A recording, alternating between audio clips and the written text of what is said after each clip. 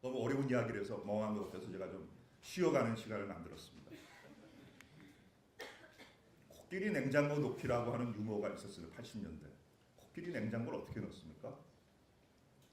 불가능하죠. 근데 뭐 답은 냉장고 문을 연다, 코끼리를 넣는다, 문을 닫는다입니다.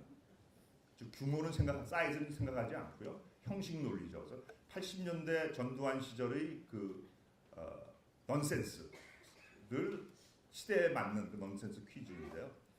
근데 코끼리 냉장고 놓기로 본 해방 70년입니다. 그래서 그 시대 정신을 정확히 알면 그 정답을 알 수 있습니다. 이승만 어떻게 넣습니까? 제가 어디 가서 강의하면 다른 거 다 잊어버리고 이건 다 기억하더라고요. 이승만은 제가 시간이 없으면 간다. 나를 중심으로 단결해서 미국에 넣어달라고 청원합시다. 박정희 코끼리 냉장고 넣기 5개년 계획을 세워요. 반대하는 놈은 긴급조치를 잡아놓습니다. 전두환 토끼를 잡아서 보안사 지하실을 끌고 갑니다.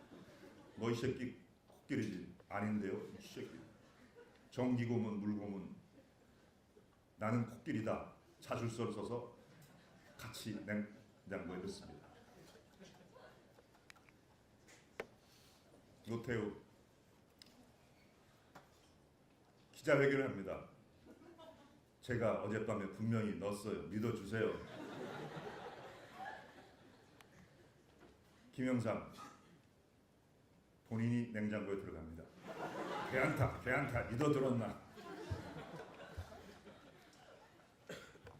김대중 사실은 제 이 얘기를 97년에 썼던 삼기물 넘어서라는 정치평론집에 썼던 제 유머입니다. 근데 그 당시는 김대중 대통령이 안 되셨을 때입니다. 그래서 답은 아직도 어떻게 넣을까 고민한다였습니다.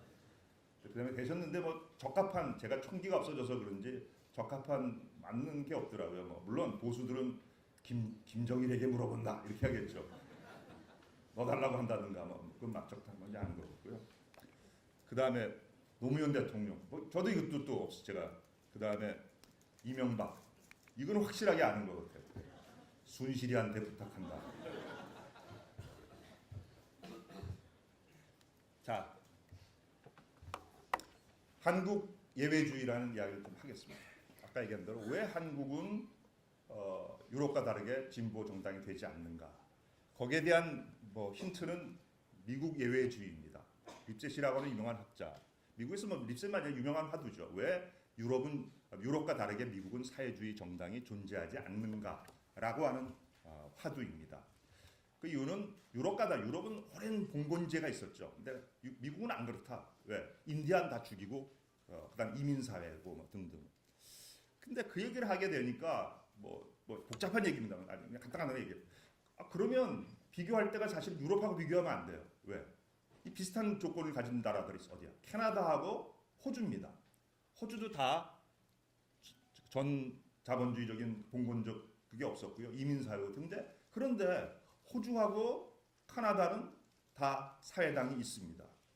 근데 왜 미국만 안 되느냐? 그러니까 다른 데 이유가 있다. 뭐 이렇게 논쟁이 됩니다. 어쨌든 그다음에 인종적인 분리, 높은 사회적 유동성, 소위 아메리칸 드림이라고 부르는 그러니까 신분 상승의 기회가 있는 거죠. 그렇게 되면 노동자 계급이 되는 게 아니라 워커스, 노동자들로 분리가 되는 거죠.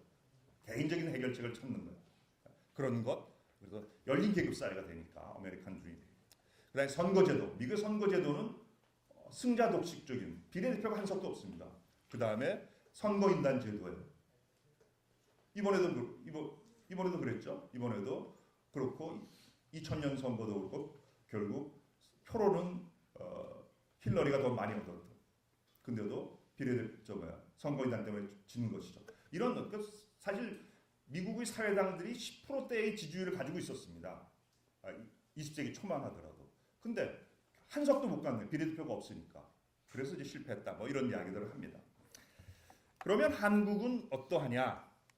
근데 아까 얘기했던 이제 제가 우리나라의 뭐 사회주의 정당 이렇게 얘기하면 뭐 하니까 이제 진보 왜 한국은 진보가 없느냐, 진보 정당이 안 되느냐 이렇게 얘기를 하는데 거기에 대한 많은 논란이 있어요. 그래서 제가 이번 기회에 진보와 보수라고 하는 개념에 대해서 정리를 하고 넘어가려고 합니다. 왜냐하면 뭐 뉴라이트 자기들은 진보라고 부르고요. 그 다음에 그 민주당이나 이쪽도 자기를 진보라고 보고 있기 때문에 진보 보수를 이해하는 방식은 네 가지가 있습니다. 첫 번째는 변화에 대한 태도예요. 변화에 반대하면 보수, 변화에 찬성하면 진보 이렇게 되죠. 이렇게 기준을 하면 5.16 쿠데타는 진보예요, 보수예요? 진보죠. 히틀러의 집권은 진보야, 보수야? 진보란. 그러니까 말도 안 되는 데피니션이에요. 즉 변화의 방향이나 변화의 내용에 대한 이야기가 없다는 거예요. 단순히 변화에 찬성하면 진보, 하면 보수. 이건 잘못된 거죠. 두 번째 이 방식은 상대평가입니다. 그래서 정도의 차이로 이해하는 거예요. 2000년 대선 때 처음으로 정치학회하고 중앙일보가 대통령 후보들을 가지고 설문조사 10가지인가를 물어보고 점수를 매긴 거예요. 노무현 대통령이 1.4인가 나왔고요. 박근혜가 4.몇. 점수가 낮을수록 진보인 겁니다. 뭐 그런 방식이죠. 이렇게 이해하면 미국의 민주당이나 더불어민주당 뭐 이런 것이 진보고요. 미국의 공화당이나 자유한국당은 보수입니다. 근데 이것은 절대적인 인류적 스펙트럼에서 여기에 어디에 해당되는가? 즉 미국과 한국은 진정한 의미의 진보 정당이 없다라고 하는 특이성을 못 보게 되는 거죠. 좋은 예를 들면 막스와 레닌을 비교할 때 막스는 레닌보다 덜 진보적이다. 그런 거예요. 이 기준에 따르면 막스는 어떻게 되죠? 보수가 된다. 히틀러와 무소리니를 비교해서 무소리니는 히틀러만큼 꼴통은 아니다. 고로 무소리니는 진보. 이렇게 얘기한 건 마찬가지죠. 그래서 이념의 스펙트럼이 어떻게 되어 있는가에 대한 전체적인 이해가 보지 못하게 한다. 세 번째는 절대평가입니다. 그래서 결국 진보 보수는 시장이나 자본주의에 대한 태도를 기준으로 보는 거다. 그래서 시장과 자본주의 비판적으로 보는 것은 진보, 그렇지 않다고 보수적으로 보는 것은 보수 이렇게 보는 것이죠. 네 번째 이해 방식은 결국 해체주의적인 방식입니다. 97년 대선이 처음으로 박근혜 후보가 대선 후보로 거론된 때였습니다. 그때 이프라고 하는 여성 잡지에서 여성운동은 박근혜를 지지해야 된다라고 주장을 했습니다. 왜? 가장 진보적인 남성 후보보다 가장 보수적인 여성 후보가 더 진보적이다. 즉 젠더의 시각으로 진보 보수를 해체한 거죠. 또 홍석천의 시각에서 보면 가장 진보적인 이성애주의자 후보보다 가장 보수적인 동성애주의자 후보가 더 진보적 이런 식으로 되는 거죠. 해체주의죠. 뭐 저는 3번과 4번을 결합하는 방식이 가장 옳다라고 생각을 합니다.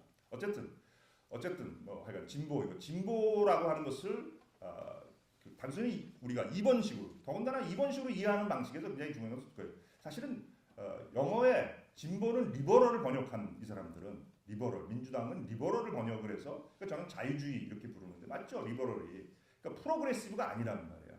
그래서 한국의 정치는 이분법으로는 이해가 안 되고 기본적으로는 3분법이다. 진보, 자유주의, 보수, 즉 영어로 프로그레시브, 리버럴, 컨서버티브 이렇게 이해해야지만 정확히 이해가 되죠. 그래서 정치 세력으로도 보면 진보, 뭐 예를 들면 정의당, 그 다음에 자유주의, 더불어민주당, 뭐 국민의당은 중간쯤 되고요. 보수 또 뭐 바른정당, 그 다음에 자유한국당이 보수인지 모르겠는데 하여간 어쨌든 뭐 이런 것이고요.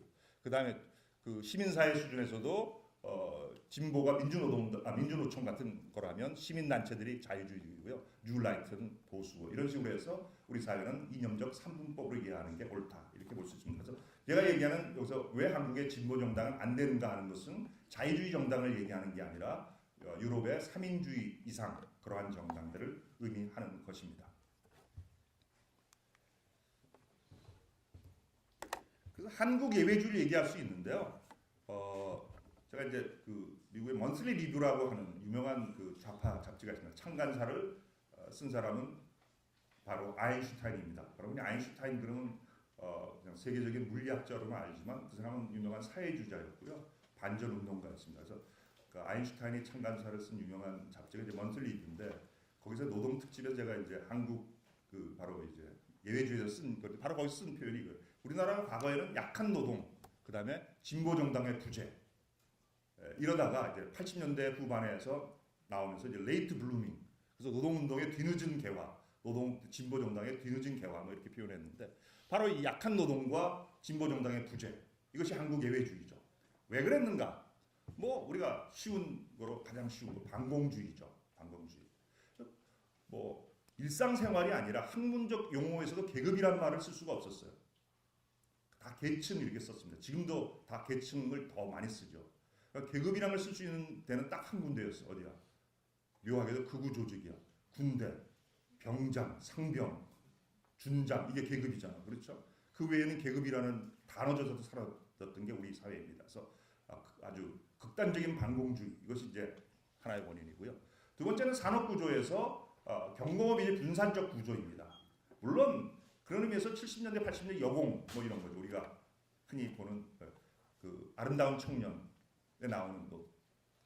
물론 우리나라의 70년대 노동운동 이런 것에 얼마만큼 여성운동들이 많은 기여를 했는가 노동운동 이야기할 수 있습니다. 그렇지만 그것이 분산적이었다고 하는 것은 이제 우리가 80년대, 90년대 이후에 나오는 우리가 현대자동차 뭐 이런 총파업 이런 것과 대비되어지는 그런 것들이죠. 그 다음에 국가 코퍼레티즘적인 통제입니다. 국가의 통제. 우리가 코퍼레티즘이면 집중적인 그런 걸 얘기합니다. 유럽을 사회 코퍼레티즘이라고 부릅니다. 유럽은. 근데 그게 아니라 사실은 우리나라가 지금은 기업별 노조이지만 과거에는 그렇게 된 것은 80년 국보위 시절입니다. 그 이전에는 산별 노조였어요. 그럼 이승만 때도 그렇지 않습니다. 박정희가 집권하고 제일 먼저 한 것이 산별 노조로 만든 거예요. 그럼 노동자들을 위해서 노동력의 힘을 위해서 그랬느냐? 그렇지 않습니다. 자, 보세요. 노동조합이 5만 개가 있는 것하고 산별 노조 4개 있는 것하고 어느 게 통제하기 쉽죠? 후자가 좋다면. 즉 통제의 방식이랍니다. 노동조합을 위로부터 아래로 통제하는. 그래서 그런 것을 우리가 국가 코퍼레티즘 통제라고 하는데 그러한 통제들이 결국 만든 거죠. 사실 한국노총 같은 경우에 87년 6월 항쟁 당시에 결국 전두환의 호언 성명에 지지 성명을 낸 데입니다. 그 다음에 선거제도, 우리나라의 선거제도 미국식으로 결국 승자 독식적인 선거제도이죠. 그 다음에 사회적 유동성입니다. 아까 얘기한 대로 우리나라 열린 계급사회. 우리가 G2C는 G1C 플러스 알파. G2라는 것은 제너레이션 2입니다. 여러분들 자식들의 C, 클래스는 G1C. 여러분의 계급 플러스 알파입니다. 알파는 뭘까요? 물론 M도 있습니다. 뭐 매리지, 잘 물어서 결혼을 잘하면 되죠. 근데 그것은 굉장히 예외적인 경우입니다. 가장 보편적인 것은 뭐예요? 교육이죠. 교육입니다. E입니다. 그래서 우리나라의 높은 사회적 유동성, 우리나라는 굉장히 열린 계급 사회였어요. 높은 신분 상승률이 많았습니다. 우리가 그 중요한 이유는 높은 교육열과 가부장제라고 저는 생각을 합니다. 높은 교육열, 우리가 우골탑이란 말을 써요. 다산관은 아니죠. 왜? 다산관은 정주영이 져줬으니까. 우리 본관 저런 게 우골탑이에요. 우골탑은 소우자 뼈 골자 탑입니다. 소뼈 탑이라는 뜻이죠. 대학을 그렇게 불렀습니다. 왜? 대학 등록금은 다 여러분들 부모님들이, 여러분들은 부모 때 아니죠. 여러분들의 할아버지들이 여러분들의 아버님들을 대학 보내기 위해서 소를 팔아서 등록금을 보냈습니다. 그래서 소들의 뼈로 대학의 캠퍼스들은 다 만들어집니다. 벽돌 하나하나가. 그 높은 교육열, 거기에다가 가부장제, 아들 하나 대학 보내고 여동생, 남동생, 큰 딸은 공장에서 그 다음에 작은 딸은 술집에서 등록금 보내서 고시 바라봤던 이 가부장제가 한국 사회에 신분 상승의 기회를 준 것이죠. 그래서 이제 개체화되는 것이죠. 그래서 집단적 계급을 출산이 아니라 내가 출세해버리면 되는 거라. 그래서 노동자 계급은 없는 거고요. 노동자들만 존재했던 이런 방식이었다. 마지막으로 산업화와 보통 선거권의 선후 관계입니다. 유럽의 경우에 산업화가 먼저 일어났어요. 아까 얘기한 대로 보통 선거권이 없었습니다. 자유주의자들은 끝까지 반대했어요. 보통 선거권이라면 결국 뭐냐면 정치가 쪽수의 게임이 되는 거야. 쪽수 많은 놈이 이기는 거야. 그럼 쪽수 많은 사람은 누구예요? 가난한 사람들이잖아요. 따라서 보통 선거권 이걸 사회주의로 받고 끝까지 반대했다. 그래서 노동자들은 투표권이 없었어요. 그래서 그 사람들은 자기의 투쟁을 위해 집단적으로 싸워서 노동자들이 투표권을 갖게 됩니다. 그러니까 정치의 참여부터가 계급으로 시작을 한 거예요. 즉 산업화가 먼저 되고 민주화, 보통선거는 나중에 됩니다. 우리는 거꾸로입니다. 우리는 해방과 함께 투표권을 받았습니다.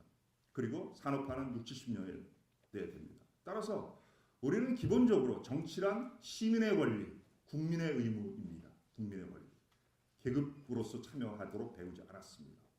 이러한 것들이 한국이 결국 진보 정당이 되지 않고 그 다음에 약한 노동 이런 것들이 됐던 가장 중요한 원인이라고 볼 수 있습니다.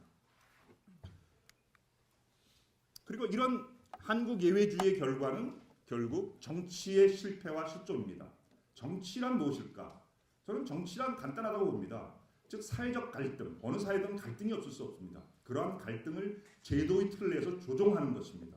그래서 사회적 균열이 정당이나 정치 사회에 그대로 어느 정도 나타내고 이 사람들이 조정을 해서 그것을 갈등을 해결해야 되는데 우리는 진보 정당이 존재하지 않는 것이죠. 계급적 균열과 사회적 약자들의 이야기는 정치 속에 반영되지 않습니다. 따라서 결국 그들은 어디로 나올까요? 그것은 결국 거리로 나오는 것이죠. 희망버스, 골리앗 투쟁 이렇게. 그래서 거리의 정치의 일상화와 그 다음에 제도 정치의 불임성으로 상징되어진다고 봅니다. 그 결과는. 그리고 결국 그러한 그 제도 정치 실패의 결과가 가장 상징적으로 보여지는 것이 최근의 촛불이죠.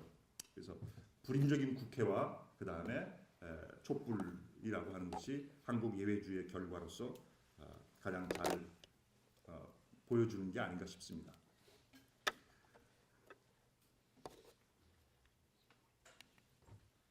그런데 87년 6월 항쟁 이러한 것을 거치면서 이러한 것들에 좀 변화가 있다고 생각이 듭니다. 한국 예외주의는 약화됩니다. 노동운동이 뒤늦게 나타나고 진보정당이 성장합니다. 반공주의 약화되고요. 산업구조도 중화학공업화로 바뀌면서 결국 현대자동차 등등 국가 코어태습은 약화되고요. 선거제도도 정당 명부시 비례대표제가 됐습니다. 예를 들면 민주노동은 10석이 나왔지만 2석만 지역이고요. 넓은 비례대표죠. 정의당 6석인데 4석은 비례대표입니다. 그러니까 사회적 유동성이 감소합니다. 헬조선, 흑수저. 그러니까 교육 정책적인 의도와 정반대의 정책적 결과를 가져다 준 대표적인 예가 사실은 저는 교육제도라고 봅니다. 파락군 현상 이렇게 보여주듯이 결국 교육 평준화하고 나니까 살고 있는 지역이 결국은 계급적 좋은 학교를 가는 조건을 만든 것이죠. 그러면서 결국은 흑수저 이런 것들이 강남에 있는 일반고에서 스카이대학 가는 확률이 강북에 있는 학교보다 30배가 높습니다.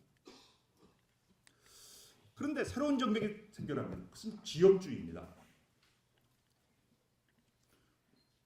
우리의 정치란 초계급적 지역연합입니다. 즉 계급으로 투표하는 게 아니라 거지서부터 재벌까지 호남은 호남 찍고요.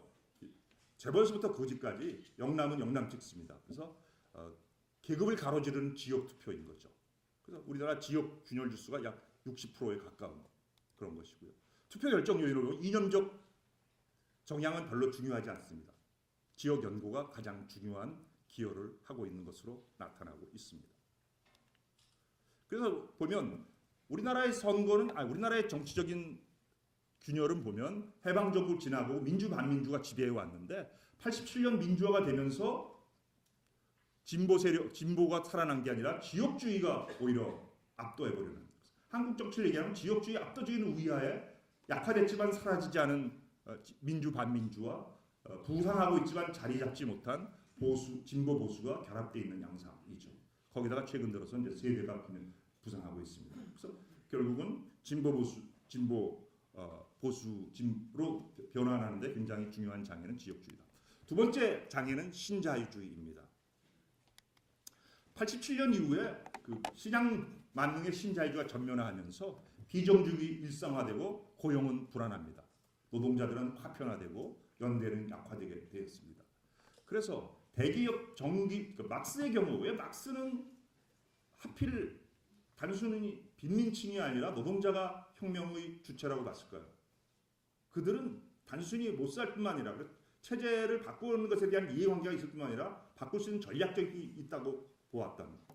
근데 대기업 정규직의 경우 전략적인 힘은 있어요. 그렇지만 이해관계는 보수화된 거고요. 정말 절실한 이해관계를 갖고 있는 비정규직은 전략적 힘이 없습니다. 이렇게 분절화되어 있는 이런 조건들이 또 중요한 원인이라고 보여지고요. 뿐만 아니라 주체적인 문제도 있죠. 진보 세력 스스로의 잘못. 친북주의 문제라는 거. 사실 제가 가장 진보 운동을 가장 당혹스러웠던 것은 2000년대 초반인가요? 강제섭이 당 대표였을 때입니다. TV에 한나라당 그 최고회의 그 장면이 텔레비에 나온 정말 충격을 받았어요. 왜? 최고회의 딱 뒤에 뭐라고 써있냐면 인권 반핵가 있었어요. 인권과 반핵이 어느 날 갑자기 새누리당의 구호가 된 거예요. 언제부터 그 사람들이 인권 따졌어요? 그다음에 반핵 왜? 북한 문제 때문에 그렇죠. 근데 거기에 대해서 진보가 제대로 대응하지 못한 것이죠. 3대 세습도 뭐 옳다고 지지하는 사람도 있고, 그래서 당내 패권주의 그리고 통진당 사태 이런 걸 거치면서 결국 스스로가 진보가 자살한 것이죠. 그럼 뭘 어떻게 해야 되느냐? 저는 뭐 정치 균열 구조를 정상화해야 된다. 우리가 아무리 지역주의 욕해도 지역주의를 대신할 수 있는 새로운 정치적 균열 구조가 나오지 않으면 지역주의는 안 없어진다는 겁니다. 그래서 결국 그건 진보 보수로 가야 된다. 그래서 지금의 초계급적인 지역 연합을 초지역적 계급 연합, 즉 영남과 호남의 노동자는 노동자가끼리 손을 잡는 이런 방식으로 가야 된다고 생각하고, 보수가 점진적으로 약화되고 진보가 점진적으로 강화되면서 보수도 이제는 글로벌 스탠다드화 돼야 된다. 우리 홍럼투 같이 하지 말고 이렇게.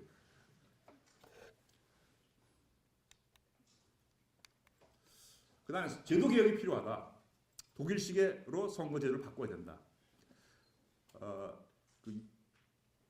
헌법재판소가 인구 비례가 2대1 차이 나는 것은 이상나면 위헌이라고 했습니다. 그럼에도 불구하고 보게 되면 결국 정의당은 11% 얻었습니다만 의석수는 3.3%뿐이 안 되고요. 보수 정당들은 오히려 자기들이 득표를 받아 더 많은 의석을 가졌습니다. 그래서 사실상 진보 정당에 던지는 표는 4분의 1표를 던지는 것에 다름 아닙니다.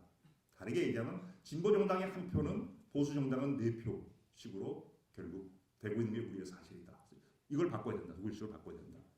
그 다음에 결선 투표제 뭐 이런 거 도입하고 다수결주의에서 합의주의로 바꾸고, 그 다음에 국가범법 폐지하고 뭐 이런 어떤 근본적인 제도 개혁이 필요하다고 볼 수 있습니다.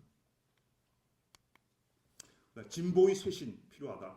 운동도 이제는 과거와 같은 전투적 조합주의라고 그런 걸 넘어서 사회운동적 사회 발전을 위해서 나가는 운동으로 바뀌어야 되고요. 그다음에 20세기 초반에 그 민족 해방적인 일제의 잔재에서부터 시작했다. 이런 것으로부터 21세기적인 진보 운동, 즉 그린 생태주의 운동이나 보라, 페미니즘, 그다음에 전통적인 노동 운동 이런 것들이 다양한 소수자 운동, 사회 약자들이 무지개 연합을 이루는 다양한 7가지 색깔을 가진 그런 연합의 새로운 정당으로 발전해야 된다. 그리고 지역 커뮤니티와 결합하는 노동운동이 된다. 결국 제가 2000년대 미국 안식년을 갔는데 놀랐던 것은 비정규직이고 했던 그 LA 우리 청소 환경미화원 노동자들 파업이 그냥 너무 쉽게 승리한 거예요. 어떻게 됐나 보니까 바로 커뮤니티와 그 사람들이 되게 멕시코계였어요. 그러니까 그 사람들이 그 멕시코 정치인들이 동원이 돼서 멕시코 커뮤니티가 그 건설업자들한테 야 너 이제 그거 해결해. 그러니까 그 건설 주인들이 거기 청소업자들 너 그거 빨리 해결 안 해? 다 해결이 된 거예요. 그래서 현대 정치는 결국 선거 정치고, 선거는 지역의 표구를 중심으로 하는 거잖아요.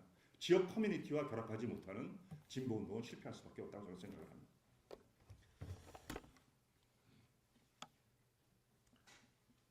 이것이 제가 지역